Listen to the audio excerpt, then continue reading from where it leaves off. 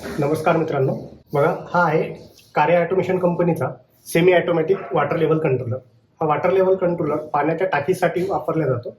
यामध्ये आपल्याला कुठल्याही प्रकारचा वायर हा टाकीपासून आपल्या स्टार्टरपर्यंत टाकण्याची गरज नाही आहे. हा टायमिंगवर काम करतो. जोडणी एकदम सोपी आहे. या प्रोडक्टला 4 वायर येतात. इथे एक लिंक लावलेली असते या वायरपासून या वायरपर्यंत. हे बघा, इथे एक लिंक लावलेली असते. ती लिंक आपल्याला काढायची आहे आणि तिथे 2 काळे वायर लावायचे आहेत.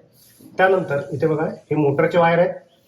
त्या मोटरच्या 2 वायरला मधातली वायर सोडून द्यायची. एकीकडे लाल लावायचा आणि एकीकडे निळा लावायचा. एकदम सोपी जोडणी आहे. बघा, आता आपण परत त्याला सुरू करू. जोडणी झालेली आहे, आपण सुरू करू. आता जोपर्यंत मोटर आपण चालू करत नाही तोपर्यंत त्याच्यामध्ये सप्लाय येणार नाही. आता आपण मोटर चालू केली, बघा याच्यामध्ये सप्लाय आला. 20 मिनिटानंतर आपली मोटर बंद होणार आहे. बघा इथे 20 दाखवत आहे.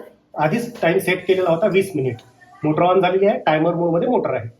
20 मिनिटांनी मोटर बंद होणार आहे. आता आपण 0 ठेवलं म्हणजे मॅन्युअल मोड. आता मोटर बंद होणार नाही. ॲटो मोडमध्ये जोपर्यंत तुम्ही मोटर बंद करत नाही तोपर्यंत मोटर बंद होणार नाही. आता आपण टाइम सेट करू. 2 मिनिटाचा टाइम आपण इथे सेट केलेला आहे. हा टाइम ऑटोमॅटिक सेट होतो. आता 2 मिनिटं झाले की आपली मोटर ऑटोमॅटिक बंद होणार आहे. आपण आता 2 मिनिटं होऊ देऊ. 2 मिनिटांनी मोटर आपली ऑटोमॅटिक बंद होईल. मोटर बंद झाली, हा डिव्हाइस सुद्धा बंद होतो. जर तुम्हाला मधातच मोटर बंद करायची असेल तर मी तुम्हाला मधात मोटर बंद करून दाखवतो. आपली मोटर बंद झाली, डिव्हाइस पण बंद झाला. तर परत मोटर सुरू करा. 2चा आकडा आपल्याला परत दिसतो. म्हणजे जेव्हा तुम्ही मोटर सुरू करणार तेव्हा जो तुम्ही टाइम लावला होता त्या टाइमपासून तुमची मोटर परत सुरू होणार आणि टाइम संपला की मोटर बंद होणार. आता 2 दाखवत आहे. 1 मिनिट संपल्यानंतर 1 दाखवेल आणि हा पूर्ण टाइम संपल्यानंतर 0 येणार आणि आपली मोटर बंद होणार. मोटर बंद होऊन सोबतच आपला ऑटो सुद्धा बंद होणार आहे. धन्यवाद.